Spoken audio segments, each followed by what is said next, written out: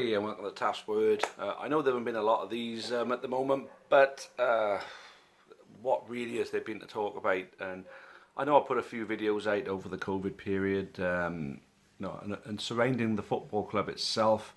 I know there's sort of been a lot of negative words spoken by me, so I was sort of holding off until I could start talking positively, or at least constructively, about the club. And I think now that the players are back to pre-season training, we have 18 players on contract. I thought what I'll do, I'll sort of do a video where I run through those players and then basically say where I think we need to plug some holes with further signings.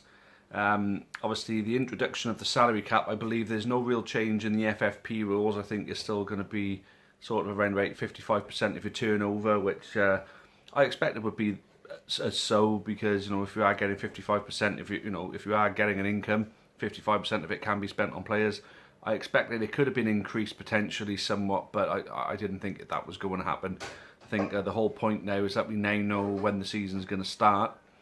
I think now obviously EFL money can come in, and then hopefully soon clubs will be able to start announcing season ticket sales a bit more transparently than a lot of clubs are doing at the moment. Obviously, I know we're quite eager to see exactly how we're going to go about it ourselves. So, so the salary cap has been introduced, and for League One, the salary cap, wages per season. Now, I know we tend to work out budgets out based on how much money exactly we're going to be spending on wages. Wages per season, we're looking at 1.5 million for League 2, 2.5 million for League 1. We're still in League 2, so the 1.5 million applies to us. Now, I haven't looked deep enough into it yet to know if that covers bonuses, because I know some of the richer teams have found some kind of loophole in bonuses. Basically, they'll look to exploit it. Now, if bonuses are included in that 1.5, then there is going to be a level playing field, and for me that's really, really refreshing, because the likes of Salford and Forest Green and Mansfield are not going to be able to just throw millions of pounds into their salary pot and then just dominate the league, which they are attempting to do. Obviously, as I said, we got 18 players. That's a bit of a luxury in comparison to other clubs who I know need to sign more. I'm going to go through those players now. The one thing we know is that we're pretty sound for goalkeeper. We still got Tom King, we still got Nick Townsend, so we're pretty sound on that part. Defence, unfortunately, OB has had to retire. That was absolutely devastating, for me personally, as well as anyone else in Newport County, because of the heroics he's shown in the past and the amazing performances he's put in a Newport County shirt during his time with the club. So I'm obviously really gutted for him. I think it's something he's made peace with himself, so it's sort of good to see that he's okay. Hopefully he's got a good plan, and a future ahead of him still. So looking basically what I'd like to see us play going forward, I think I would like to offer a formation and a sort of style of play that I'd like to see next season. I think we can handle playing with a back four, as long as that back four is organised. So we're looking at your right back, 2 centre backs, left back. I'm looking for a 3-man midfield with a defensive midfielder to cover the hole, and then a box to box, someone with a bit of energy that can go up and down the pitch all day. And then, of course, your creative central midfielder. You tend to find that those 3 types of centre midfielders complement each other quite well. And then what I'd be looking for is 2 wingers on opposite sides to their strong foot, so they can cut inside, so they'd be effectively playing an inside forward role with 1 striker in the centre. So, as I said, goalkeeper, we're good, King and Townsend. At right back, we're good, as long as they can stay fit with Baker and Ledbetter. Both of them suffered pretty bad injuries last season, so hopefully they both avoid them next season. I know Ledbetter himself is quite injury prone. Hopefully he's over the worst of that. We got Haynes at left back, but no real cover for him unless Dimitri doubles as a centre back or a left back during the season, which then leaves us with Hawkins and Ekpetita as centre-backs. So if Dimitriou's primary position is going to be centre-back, you'd be looking at a defence partnership with Hykins, Dimitriou.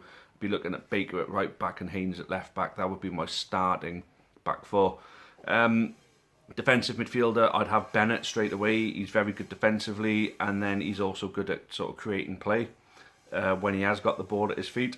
So he'd slot in perfectly in that sort of defensive midfielder role, which I'd also like to see as something of a deep line playmaker as well. So Bennett would slot in well there. I think Labardi, if he can stay fit, would be your box-to-boxer. But when he is fit, he's got a lot of energy and he does put in a good shift. So that would be your box-to-boxer, leaving the obvious playmaker in Sheehan. Obviously, away from them three, we've also got Dolan, Lewis Collins and Robbie Wilmot. Now I think Robbie Wilmot could double as a right wing back if we were to play wing backs, but I think it should be a flat back four more than a wing back type scenario. I mean, we may go with a 5-3-2 again, and we could see Wilmot playing as a right wing back at some point, but I'd like to see him play midfield again. I think he's stronger as a winger, which means for me he could also potentially go as a left-sided inside forward to come inside on his right foot. So he could be thrown in at striker, where Whiteley, obviously we've still got Aziz, Abraham, Hammond and Whiteley as forwards. Whiteley could double as an attacking midfielder, leaving a slot for Wilmot to potentially play as an inside forward. Obviously Hammond is going to be our the heart of our attack. I think Abraham's has got a bit of pace about him. I think he'd serve well as an inside forward, cutting inside. He didn't show an awful lot of dribbling technique last season. I think there were many a time where we've seen him trying to take players on and not being able to do it. Hopefully he'll be able to work on that a bit. Aziz will be back to fitness as well. I think he would work well as an inside forward, cutting in on his stronger foot. But that's the thing. If memory serves me rightly, all three attackers there are right footers. Wilmot I think can use his left foot, but I think he's stronger on his right. So maybe that's a left-sided pacey forward could be a potential signing. I know two central defenders, or at least a centre back and a left back, are going to be crucial. Midfield, I'd say maybe if we were able to pick up a youngster on loan as a squad player, that could be a potential option for us if there is somebody available like that. Obviously it would have to be minimum wages, of course, and of course someone from the academy that impressed last season was Joe Woodowis. Is it potentially time that he could step up from the academy and play a backup role? Obviously losing Jay Fulston for me personally, well for everybody, was a big disappointment because we saw real promise in him and we all thought this season was going to be the season that he would kick on. Equally disappointed to lose Dom Jeffries and of course Modou Touré, who I felt never really got his chance to play up front for us.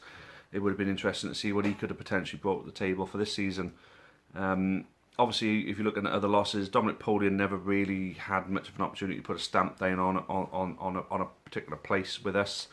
Only really seen him in the John Stones Paint Trophy games, and of course Jamil Matt will be a big loss. But considering the loss of Jamil Matt, could that mean a different focus in our attacking play? Because last season was a lot of ball up in the air, Matt gets fouled, not get the free kick, or gives a free kick away trying to fight back. Obviously more often than not was not winning the ball in the air. I always said put it to his chest or to his sort of upper legs sort of area so he can control it and keep the ball at his feet. Playing the ball to his head, he got bullied a bit too easily. Not having Jamil Matt and looking at, like, we got Aziz, Abraham, Hammond and Whiteley, they're not all big guys, so the ball up in the air is not going to work with them. So is Flynn looking to bring in another target man forward to maintain his usual style of play, or is he going to change his attacking style?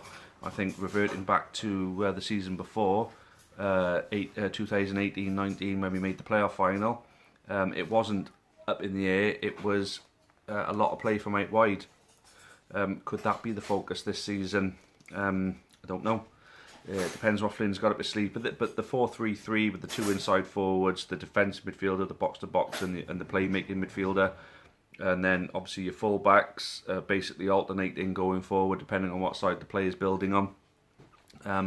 I think that would be a good way forward. It's a modern way of playing. It's a way that I've seen a lot of League Two teams playing now. So is that potentially what we could look at? I think with the players that we got, we've certainly got the right, sort of spine of a team to play in that kind of way. And then obviously adding to it, we can add to it to perfect it then, of course, as well. So I'd like to see what you guys think. Obviously drop something down in the comments section, and it would be nice to see what you guys think about obviously the 18 players that we've got. Would you look to offload any of them? Personally, I'd just rather keep them, add to the squad. If there is better options out there, we can add to the squad. I think the salary cap is going to make things fairer, again, as long as there's no exploitation opportunity with bonuses and things like that. We'll wait and see. But yeah, that's my thoughts on our squad and how it's shaping up going into the new season. Like I said, I'd like to hear what you guys think, so drop something in the comments, and I look forward to seeing what you guys have got to say. Thanks for watching, cheerio for now, and as always, up the county. Many thanks for watching the latest content on the Amber Army channel. Please make sure you leave us a like, make sure you subscribe for more content, both for the neutral football fan and also plenty of Newport County. Even more Newport County content can be found on the club's iFollow channel on the link above. It is just £4.49 per month to subscribe to that service. And those of you feeling extra generous can also support us on Patreon on the link at the bottom there. That would be a monthly donation of your choice. Thank you again, make sure you've subscribed, and as always, up the county.